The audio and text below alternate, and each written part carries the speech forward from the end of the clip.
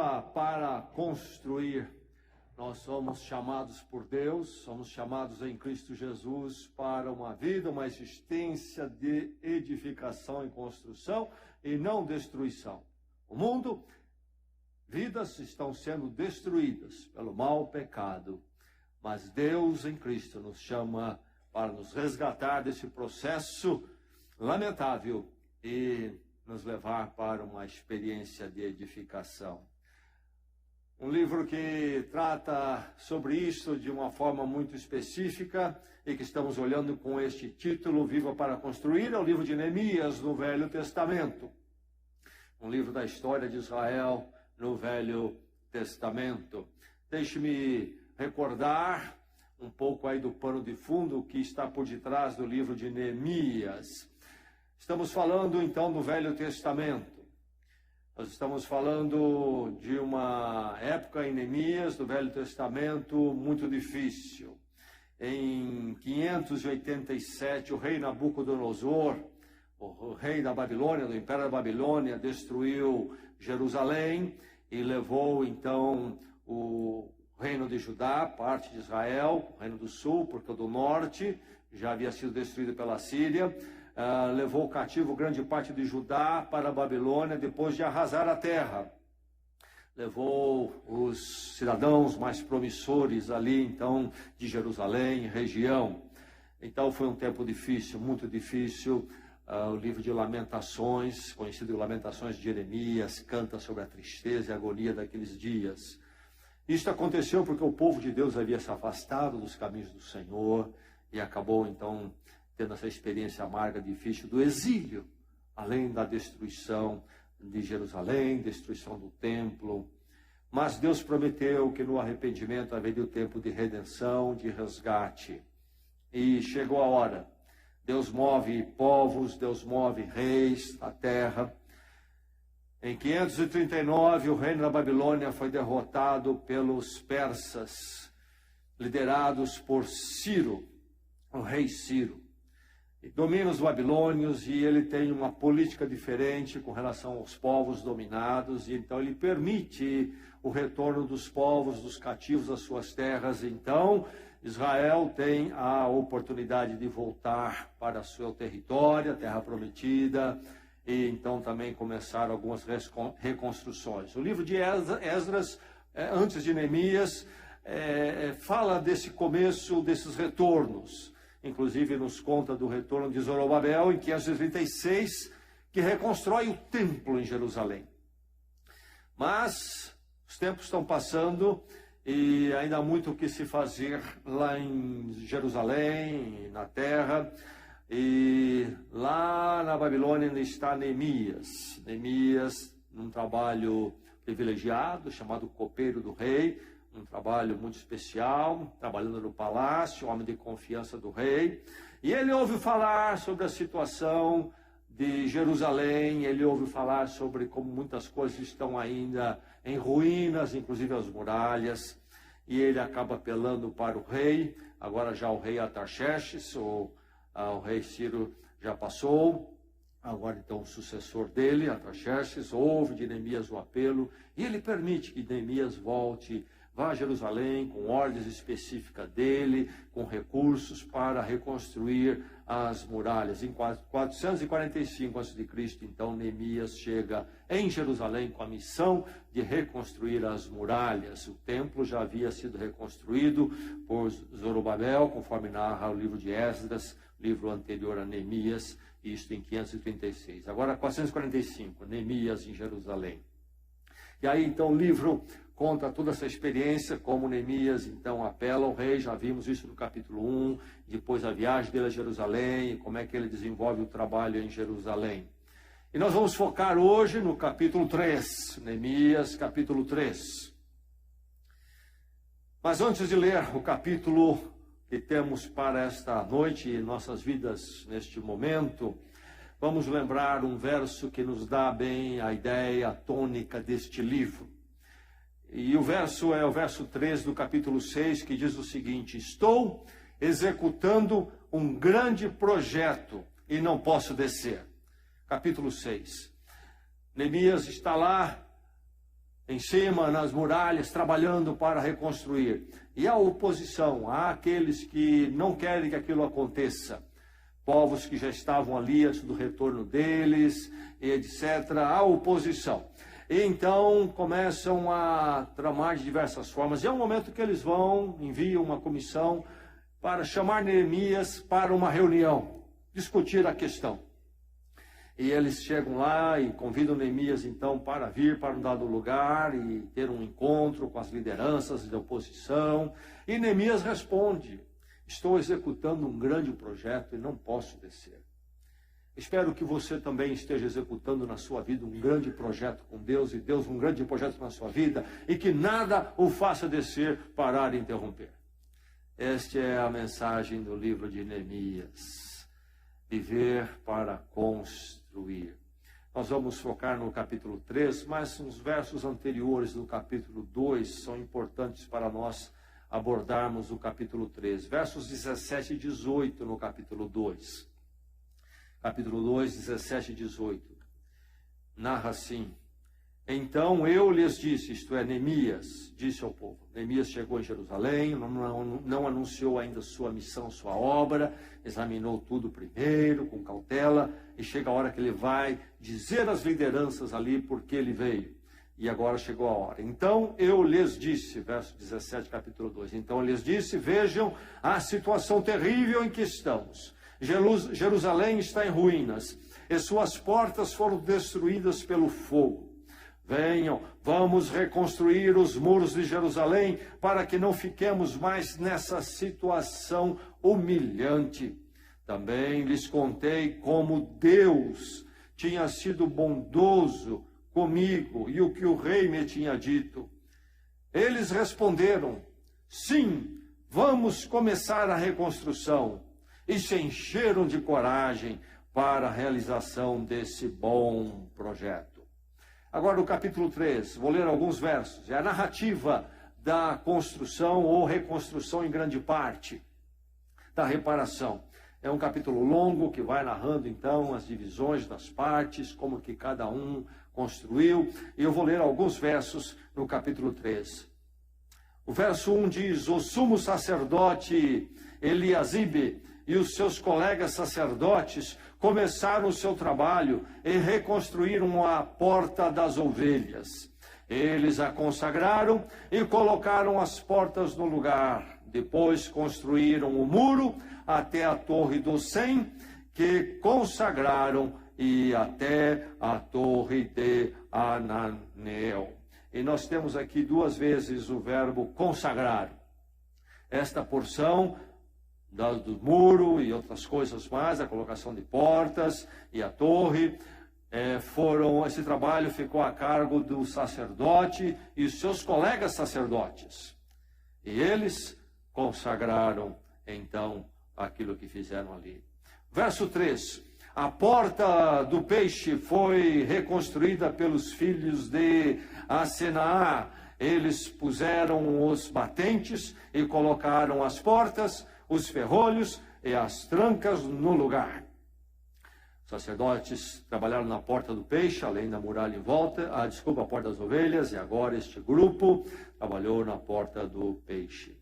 Verso 6. A porta Gesana foi consertada por Joiada, filho de Pazéia, e por Mesulão, filho de Bozodias. Eles puseram os batentes e colocaram as portas, os ferrolhos e as trancas no lugar. Verso 13. A porta do vale foi reparada por Anum e pelos moradores de Zanoa. Eles a reconstruíram e colocaram as portas, os ferrolhos e as trancas no lugar. Também repararam 450 metros de muro até a porta do esterco. A porta do esterco foi reparada por Malquias, filho de Recabe, governador do distrito de Bet-Arraquerem. Ele a reconstruiu e colocou as portas, os ferrolhos e as trancas no lugar.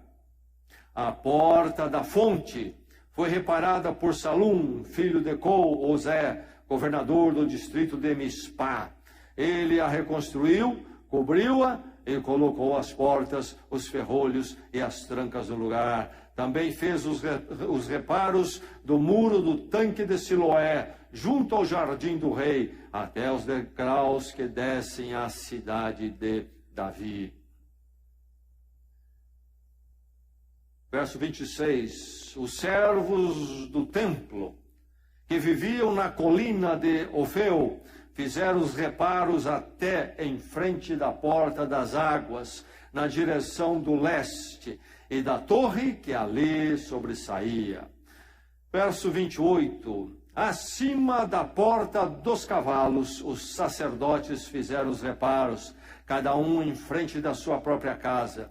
Depois deles, Zadok, filho de Imer, fez os reparos em frente de sua casa. Ao seu lado, Semaías, filho de Secanias, o guarda da porta oriental, fez os reparos. E versos 31 e 32. Depois dele, Malquias, um ourives, fez os reparos do muro até a casa dos servos do templo e dos comerciantes, em frente da porta da inspeção, até o posto de vigia da esquina, e entre a sala acima da esquina e a porta das ovelhas, os ourives e os comerciantes fizeram os reparos. Então, agora, verso 32, volta à porta das ovelhas, mencionada no início, fazendo o círculo da cidade toda. No capítulo 6 tem um verso também relevante para a nossa meditação nesta noite. Verso 15 do capítulo 6. O verso 15 do capítulo 6 diz: o muro ficou pronto no 25º dia de Elul, em 52 dias. Quando todos os nossos inimigos souberam disso, todas as nações vizinhas ficaram atemorizadas e com o orgulho ferido, pois perceberam que essa obra havia sido executada com a ajuda de Deus. Com a ajuda de Deus. Verso 15, tudo foi feito em 52 dias. 52 dias de trabalho árduo e obra concluída. 41 equipes são apresentadas aqui. Não li o capítulo todo, espero que você ainda leia. 41 equipes, organizadas em 41 equipes, para 42 partes.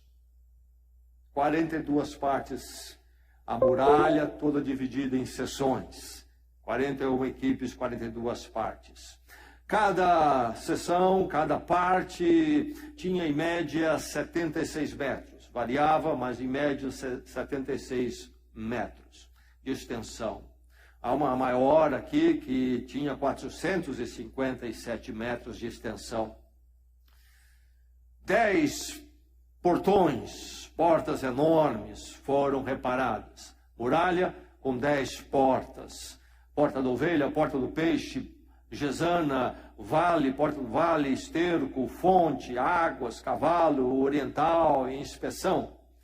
Diversas portas e as muralhas, então, entre elas. Estima-se aqui que as muralhas foram por volta na sua extensão circular, tinham por volta de 4 quilômetros, dentro de uma área de 890.308 metros quadrados. É a cidade, é a comunidade de Deus. Em 52 dias fizeram isto. A questão aqui é não apenas uma questão de muralhas, mas é a reconstrução da comunidade do Senhor. É a reconstrução do povo de Israel, que faz parte do projeto de Deus, que Deus já havia prometido lá no Gênesis, quando o ser humano pela primeira vez pecou e rompeu com ele. E Deus prometeu a redenção. E esse plano passa pelo formar da nação de Israel. Mas a esse momento triste, a nação de Israel que nós lemos do exílio, afastou-se de Deus. E agora há o resgate dessa nação. E a reconstrução de Jerusalém é de suma importância nesse processo. Dali viria então, finalmente, Jesus Cristo. Deus reconstruindo o ser humano. E então reconstruindo a sua comunidade e a humanidade como seu povo. Grande trabalho. As muralhas não são a primeira questão, elas não é o ponto final da história. Neemias não está apenas querendo ser um grande empreendedor urbanista, está preocupado com a comunidade de Deus. Naqueles dias, uma comunidade precisava dos muros, se formava com os muros. E nós veremos que no capítulo 7, na metade do livro para frente, uma vez completado isto, Neemias vai se aplicar a colocar a palavra de Deus dentro daqueles muros, na vida das pessoas. Esta é a questão toda. Um projeto, desenvolver esse projeto, um projeto com Deus. Mas desenvolver um projeto, além de desenvolver, precisamos fazer isto com sabedoria. Você está envolvido num projeto de vida, é preciso sabedoria. Você está dizendo, nesse projeto de vida seu, você está engajado no projeto do casamento, da família. É preciso sabedoria. Nós estamos, então, desenvolvendo o projeto do povo de Deus, a igreja. É preciso sabedoria. Creio que a grande mensagem desse capítulo, essa narrativa de construção e detalhamento, e nomes tão estranhos para nós, porque não são nomes da nossa língua. Nós temos aqui esta mensagem do Senhor para a sua vida, para a minha vida. Edifique, mas edifique sabiamente. Você está edificando sabiamente o seu matrimônio. Você está edificando sabiamente a sua casa. Você está edificando sabiamente a sua vida. Você está edificando sabiamente a igreja do Senhor. Está edificando, sim, todos nós queremos edificar, mas será que estamos fazendo isso sabiamente? Neemias e o povo, então, junto com ele, nos dá aqui um exemplo e uma direção do que é edificar e edificar com sabedoria. Edificar sabiamente. Edificar sabiamente pede algumas coisas. Pede que você dedique ao Senhor a sua edificação, o seu projeto. A visão de Neemias é fazer a vontade de Deus. Se você não esteve aqui, leia o começo do livro e você vai perceber isso claramente. Ele está olhando a visão de Deus. A visão de Deus para a restauração, reconstrução. Por isso, é significativo que no primeiro verso, ele começa com o primeiro verso narrando a ação dos sacerdotes e do líder sacerdotal. E eles constroem a parte junto ao templo. Ele começa a sua narrativa por aí. E nesta sessão ele diz consagrar. Consagraram ao Senhor.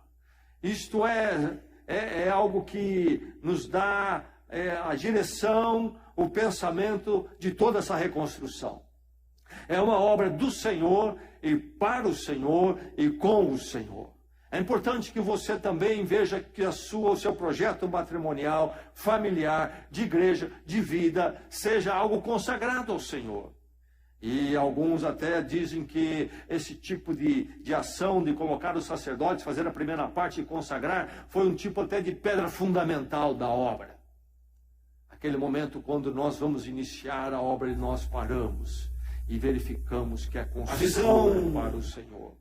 Esta visão de que estamos fazendo não algo para nós mesmos, mas para o Senhor. Creio que, primeiramente, a falta de sabedoria vem quando não se inicia e se conduz o projeto com esta visão. Os problemas lá em casa, os problemas da igreja, os problemas na vida, porque nós não estamos num projeto na visão do Senhor. Não, nós estamos com o Senhor sim, mas é nossa visão, e nós queremos que Deus venha, e então venha a nós o reino dele, mas no sentido de que faça a nossa vontade. E nós não pensamos, então, qual é o projeto de Deus para a minha vida, para o meu casamento, para a minha família, para a igreja. E por isso, falta sabedoria e os problemas são muitos. Nós estamos edificando, mas entrando em todo tipo de problema. Lá em casa, talvez na igreja e nas nossas vidas. Porque não é a visão de Deus que estamos perseguindo. Não estamos buscando fazer a vontade de Deus. Nós nem sabemos, nem paramos para pensar qual é a visão de Deus para isto na minha vida. Quando os problemas surgem, nós não estamos focados na visão de Deus e começamos a tratar os problemas de forma egocêntrica, como nós queremos que seja feito, para o nosso bem e não aquilo que Deus quer. E muitas vezes, para fazer aquilo que Deus quer, há trabalho, muito trabalho. Eu fico imaginando quanto trabalho nesses 52 dias, essa turma toda trabalhando, construindo essas muralhas enormes. Certamente muitos imprevistos aconteceram ali. Já imaginou? Num canteiro de obra desses, quantas coisas devem ter ocorrido em contratempo. Mas tinha uma visão de Deus. Tinha uma visão de Deus. As coisas que nós estamos enfrentando é porque não estamos dedicando ao Senhor a nossa edificação. Não é uma edificação sábia. Comprometidos com a visão de Deus. Neemias chega a Jerusalém com toda a caravana que o rei enviou. Nós lemos aqui no capítulo 2, ele não diz ao que veio. Primeiro ele sai à noite, vai visitar as muralhas, ele toma então ciência de tudo aquilo, conhece as lideranças, estuda a situação, como é que está o ambiente, finalmente reúne, e nós lemos o verso 17 e 18, capítulo 2, reúne o povo, os líderes, e então ele anuncia, mas primeiro ele desafia, ele mostra a situação, veja que situação humilhante, está tudo destruído, mas Deus deu uma visão a mim, Deus mexeu com o coração do rei, e nós precisamos reconstruir, e a palavra de Neemias, então, a visão de Deus traz a comunidade toda junto para fazer a obra. Agora, não somente ele, mas a comunidade toda na visão de Deus. Certamente muitos contratempos aconteceram na construção, mas foram superados, porque o foco deles não era o que eu quero, o que você quer, mas a visão de Deus, a edificação do lar, a edificação do matrimônio, a edificação da igreja, a edificação da minha vida no plano dele, não o que eu quero, primeiramente. Comprometidos com a visão de Deus, trabalharam. E trabalharam sabiamente, edificaram sabiamente, porque estavam comprometidos com a visão de Deus. Construir a comunidade de Deus era o grande alvo. Mais do que construir muralhas. Muralhas eram apenas instrumentais. Era tudo dedicado ao Senhor, o projeto e o plano de Deus na história e na vida deles dentro dessa história de Deus. Como é que estão as coisas nos seus projetos de edificação? A coisa está conturbada, há desgaste, há amargor. Verifique se você dedicou ao Senhor, tem dedicado ao Senhor realmente. E aí você vai parar de focar em você e buscar que Deus construa e você seja um instrumento à sua vida, à comunidade familiar, e a igreja de Jesus Cristo, e inclusive o país. Porque o país vai tão mal, porque o país não tem a visão de Deus, porque o país não está edificando um projeto dedicado ao Senhor, e não é a visão de Deus, e então tantos problemas. Que não seja assim na minha vida nem na sua. Deus nos chamou em Cristo para construção, a construção sábia, dedicada ao Senhor em nossas vidas. Construa, edifique sabiamente. Apoie a coordenação. Nada vai chegar a lugar nenhum sem a coordenação. E nós queremos a coordenação desde que a coordenação seja para os outros. Porque a coordenação exige, então, assumir-se compromissos. Nós não queremos igreja. É compromisso demais.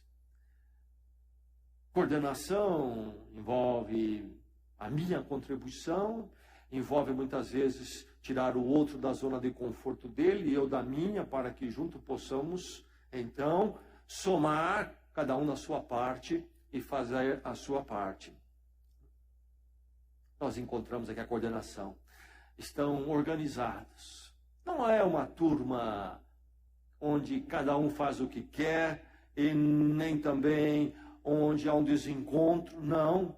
Tudo está bem organizado. Se você ler o capítulo, você vai encontrar algumas expressões, como, por exemplo, próximo dele ou além dele. Então, as sessões todas divididas. Próximo dele, por exemplo, você vai encontrar no verso 10, no verso 4, 10, 17, 18, 19, 20, 21, 22, 24, 25, 29, 30, 31. Organização. Dentro da minha casa, no meu matrimônio, da igreja, na minha vida. Como que Deus quer cada coisa no seu lugar. E as coisas estão sendo olhadas e cuidadas segundo a necessidade de cada lugar. E eles trabalharam simultaneamente. Não foi um fez a sua parte, quando você terminar isso aqui a gente vai lá e pega a nossa parte. Não, 52 dias, porque ao mesmo tempo trabalharam. Muita coordenação. Qual é o meu lugar? Qual é o seu lugar? Como que deve ser organizado?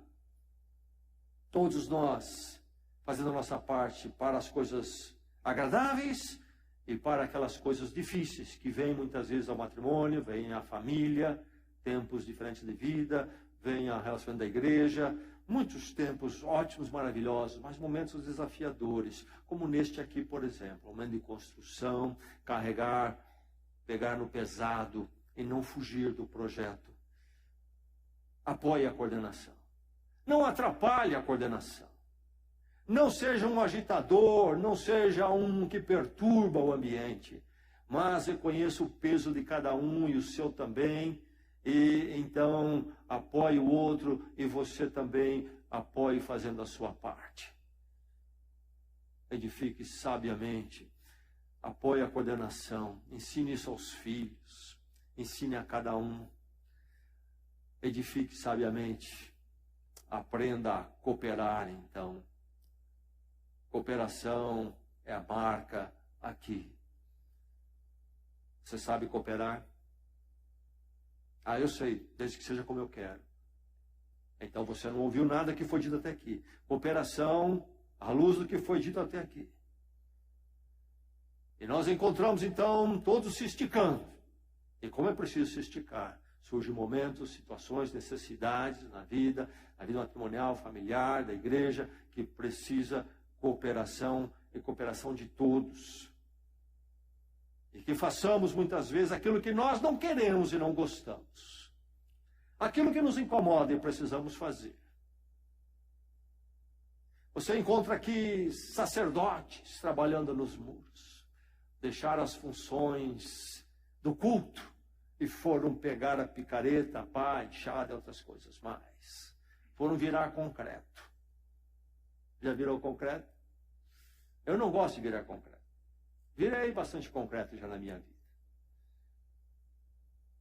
Bati muitas lajes. Tem que virar concreto com uma enxada. Eu não sei quem é que disse que a enxada penetra pedra com cimento. E é preciso aprender a fazer aquilo. Enxada não corta um monte de pedra. Os sacerdotes foram trabalhar. Governadores, se você ler o texto, versos 12, 16, 17, governadores foram trabalhar nas muralhas. Deixaram o gabinete, deixaram a posição de executivos e foram para ourives. Homens de mãos macias, do trabalho delicado e artístico, refinado. Agora foram pegar em pedras pesadas, rústicas e que machucavam e cortavam as mãos. Versos 8 e 32, perfumistas. O laboratório de perfumes. Muito cheiroso. Trabalho fino agora nas muralhas. Comerciantes, homens acostumados com aquilo que dá lucro e aquilo que então torna o dia interessante porque veio dinheiro. Verso 32 diz que comerciantes, e há inclusive aqui a narrativa de que um dado governador teve a contribuição das suas filhas. Enfim, essa cooperação, todos se esticando, para o quê? Para edificar e não destruir, não trazer ruptura no ambiente. Cada um dando um passo além, na sua paciência, longanimidade, para o bem da comunidade, para que não haja ruptura. Chegou o dia mais difícil, há uma carga maior, vamos juntos. Uma das coisas que nós aprendemos na Igreja de Jesus Cristo é que aqui não há governadores, nem sacerdotes, nem ourives. Aqui só há gente que quer construir as muralhas. Nós temos nossos status lá fora, quem sabe, mas aqui dentro, todos nós somos construtores de muralhas. Se precisar ir para o berçário, nós vamos para o berçário. Se precisar carregar cadeira, nós vamos carregar cadeira. Nós vamos aconselhar, nós vamos exortar, nós vamos contribuir. Na família, no casamento, a mesma coisa. E você vai ver aqui a somatória de cidadãos dos diversos lugares, Jericó, Tecoa, Gibeon, Mispá, Zanoa, etc., Keila, todos vieram cooperar. Cooperação. Mas é interessante, eu não li, no verso 5, diz que os nobres de Tecoa não quiseram cooperar. Os nobres não quiseram cooperar. Se tem lugar que não precisamos de nobres é no casamento. Comigo não. Sou nobre. Isso não é para mim. Na família não precisamos de nenhum nobre. Infelizmente, há uma conduta nos nossos dias de educar nossos filhos como nobres. São príncipezinhos e estragamos nossos filhos. Maridos nobres, esposas nobres. Não, não coopero. Eu fico na minha. Eu sou mais eu.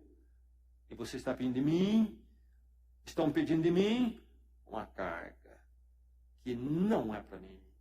Eu fico naquilo que é do status, do conforto, do que eu quero. Orgulhosos não cooperam. Na Igreja de Jesus Cristo, não há lugar para esses. A Igreja de Cristo precisa ser edificada e será edificada por aqueles que têm espírito de servos. É interessante que os nobres de Tecoa não foram, mas diz que o povo de Tecoa foi. No casamento não precisamos de nobres. Na família não precisamos de nobres. Profissionais, então, das diversas áreas foram cooperar. A cooperação. Edifique sabiamente, reconheça os outros. Neemias cita as etapas, sessões, o lugar de cada um trabalhou, o que fez, e o nome daqueles que atuaram em cada lugar. Cita os nomes e o trabalho que fizeram. Neemias entende muito bem, nada foi feito por alguém sozinho.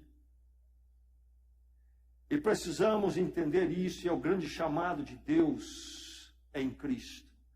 Para a volta dele, nós encontrarmos então um ponto de convergência, onde todos nós servimos, e servindo à volta dele, construímos, edificamos e não destruímos. Alguém aqui destruindo o casamento nesta noite, destruindo a família, trazendo ruptura, com posições de nobre, que Deus resgate. Alguém aqui fazendo isto na Igreja de Jesus Cristo, que Deus resgate. E entendamos que nada é feito por alguém sozinho, mas à volta de Deus todos nós trabalhando, fazendo a nossa parte. Procure buscar os outros. A vida cristã não pode ser vivida, não é vivida na individualidade.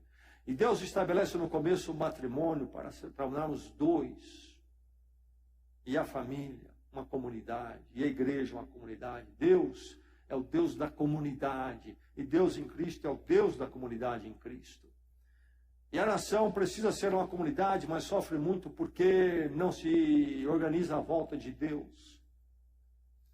Busque os outros, coopere com os outros. Neemias sabia muito bem a importância de todos. E que a coisa foi feita e realizada porque todos trabalharam. Reconheça isso na sua vida. Reconheça a sua necessidade dos outros E seja você também o parceiro daquele que está empenhado na obra. No seu casamento, quem é você? Alguém que reconhece o outro. Na sua família, como filho, como pai, você reconhece o outro dentro da sua casa. Ou você é o eu mais eu e somente eu. Ou é o nobre dentro da igreja. E se nós aprendemos isso, inclusive na nossa atividade profissional lá no mundo, haveremos de sair na frente. Reconheça os outros. Edifique sabiamente. Porte-se com humildade. Porte-se com humildade. Se você não leu ainda uma vez na sua vida, leia esse capítulo todo, o capítulo 3. Não está aí à toa nas Escrituras Sagradas. E algo deve chamar a sua atenção. No meio de tantos nomes citados, de tanta obra realizada, você não encontra o nome do grande líder da obra Neemias. Ele não colocou o seu nome.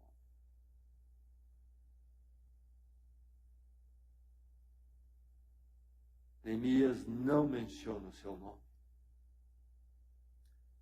Edificar sabiamente pede humildade.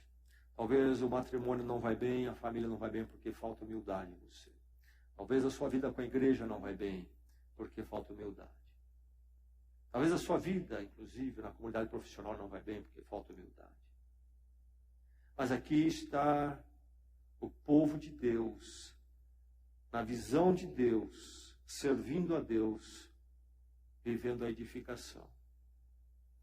E então, construindo as suas vidas, e as suas vidas como comunidade, mas uma comunidade para o Senhor.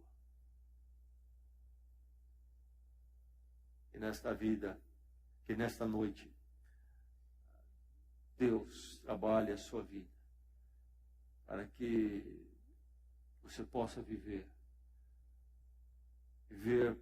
para edificar e edificar sabiamente. Deus faça a obra dele na sua vida, e através da sua vida, ele faça a obra na vida dos outros. Vamos orar.